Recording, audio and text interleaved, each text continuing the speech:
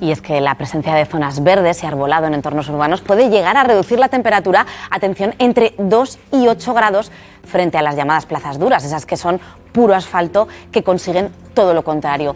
No es la única forma para conseguir que las ciudades sean más habitables, y todo eso lo vamos a analizar en detalle con Samuel Barrabel, es investigador predoctoral del área de Geografía y Ordenación del Territorio de UNIZAR. Muy buenos días. Hola, buenos días. ¿Qué es esto del clima urbano? ¿Qué es lo que estudia exactamente? Pues básicamente es la parte de la climatología que se encarga de estudiar cómo son las características climáticas de los espacios urbanos, cómo difiere de una zona a otra de la ciudad y sobre todo uno de los fenómenos que comentaba tu compañero, la isla de calor urbano. ¿Qué es la isla de calor urbano? La isla de calor urbano. A continuación. Vale, al final es el mejor ejemplo de cómo las personas somos capaces de modificar el clima de una zona, en este caso la ciudad. Tenemos un centro muy densamente urbanizado que tiene una temperatura por encima de lo que sería su entorno periurbano o rural. Que puede, por ejemplo, en el caso de Zaragoza, tenemos de media en torno a 1,5 grados o 2 grados por encima de lo que es su entorno. ¿Y a qué se debe este fenómeno? ¿Por qué se genera esa isla de calor justo concentrada en el centro de las ciudades? Pues básicamente son la morfología urbana, tanto los materiales con los que construimos, el asfalto, el hormigón. Estos tipos de materiales lo que hacen es tardan mucho en calentarse, pero luego tardan mucho en enfriarse, y esa temperatura que irradian por la noche aumenta la temperatura del aire. Luego también tenemos el problema de la propia disposición de los edificios.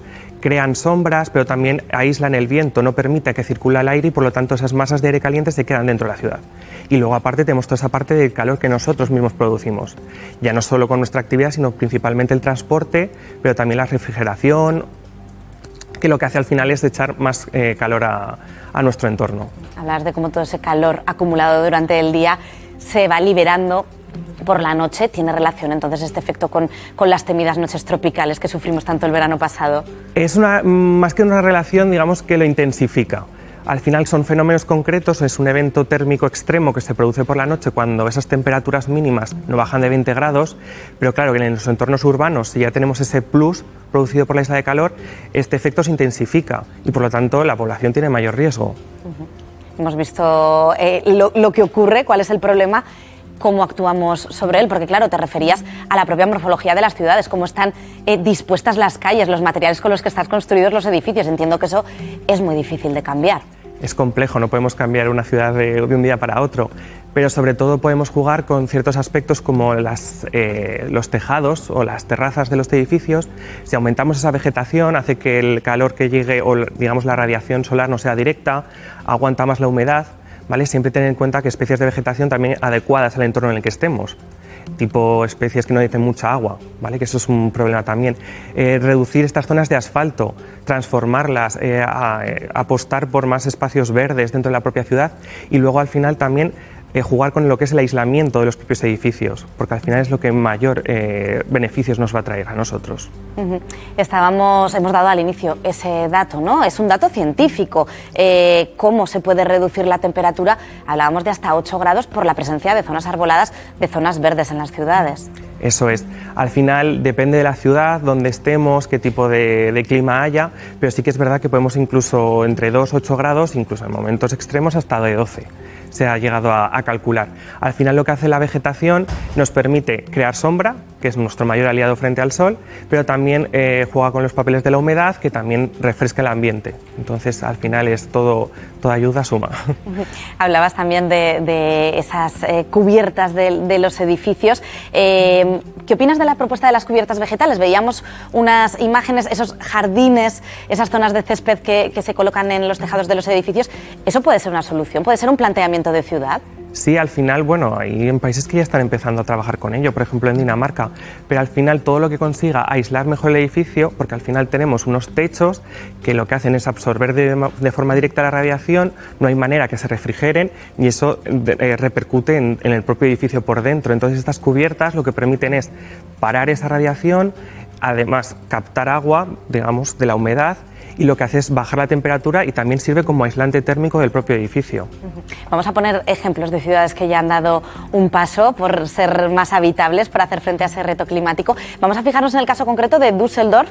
Tenemos una comparativa de esas dos imágenes y cómo en 1990 lucía así, en 2019 el cambio es total, es una zona peatonal, es una zona verde con arbolado. ¿Qué nos dice este ejemplo? Al final hemos reducido el pavimento, que es uno de estos materiales más peligrosos, por decirlo de una manera, que son los que más guardan el calor.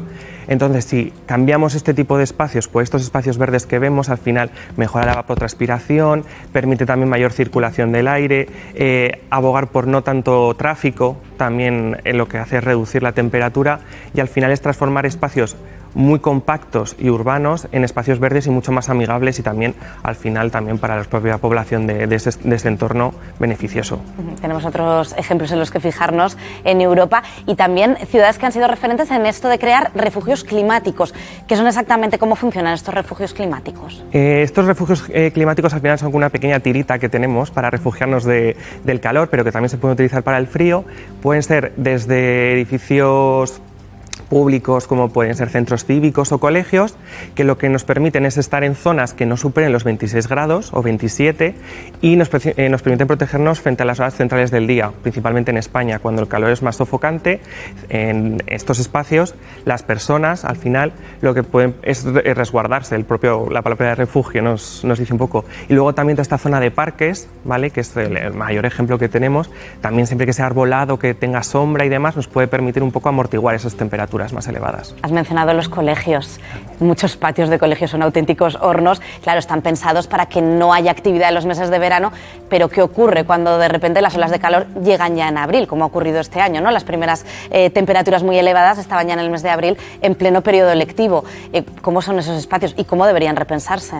Al final, una de las consecuencias es que en nuevas actividades y nuevos espacios hay que darles una vuelta a cómo los teníamos construidos hasta ahora, a cómo utilizábamos estos espacios. En el caso de los colegios, al final son planchas de hormigón en el que la única sombra que tenemos es la que nos da una canasta, que al final, claro, cuando la temperatura no pasaba de 30 grados no había problemas, pero estar a las 12 o a las 11 en la hora del recreo con un sol intenso, al final esto puede crear problemas principalmente a los niños, que son un factor de una parte de la población en riesgo. Al final, si abogamos por un poco cambiar estos materiales de construcción compacta como el hormigón a zonas más un poquito amables, vegetales, renaturalizar estos espacios, sobre todo ya no sea solo con vegetación, sino incluso con toldos o algunas estructuras que permitan sombra, también al final es un avance importante. Samuel, estamos hablando de las ciudades como si fueran algo compacto, ¿no? Como si fueran iguales. Entiendo que aquí hay que ir más al detalle, ¿no? No es lo mismo el casco histórico de una ciudad como puede ser Zaragoza, como un barrio nuevo, puede ser Parque Goya, puede ser Puerto Venecia, que tienen esas grandes avenidas, ¿no? Y ya se han pensado de otra manera. Eso es, al final las nuevas líneas en las que trabajamos con la climatología urbana es ver la ciudad no como un bloque compacto, no como una sola, digamos, una sola edificación. Las ciudades, y más las nuestras, por ejemplo, con una tradición histórica, tienen diferentes morfologías, espacios. Al final esto también hay que llevar a cabo estudios concretos de estos lugares. Como tú has comentado, no es lo mismo un barrio céntrico altamente poblado de casas bajitas que, por ejemplo, un barrio nuevo de edificios mucho más altos, avenidas grandes, con zonas vegetales. Esto lo que nos hace es poner el foco de atención en que estas diferencias es necesario estudiarlas, porque al final así conocemos bien el comportamiento climático de la ciudad. Pues Samuel Barrao, investigador predoctoral de la Universidad de Zaragoza y especialista en clima urbano. Gracias por haber estado hoy con nosotros. Muchas gracias.